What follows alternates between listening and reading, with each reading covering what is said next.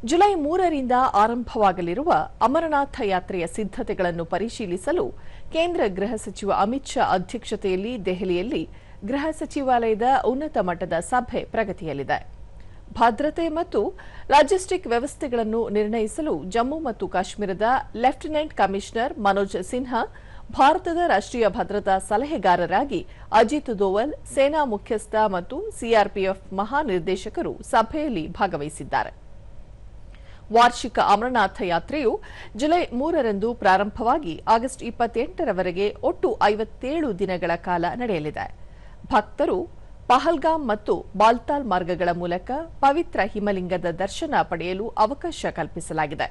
ಭದ್ರತಾ ವ್ಯವಸ್ಥೆ ಮತ್ತು ಆನ್ಲೈನ್ ನೋಂದಣಿ ಈಗಾಗಲೇ ಆರಂಭಗೊಂಡಿದೆ.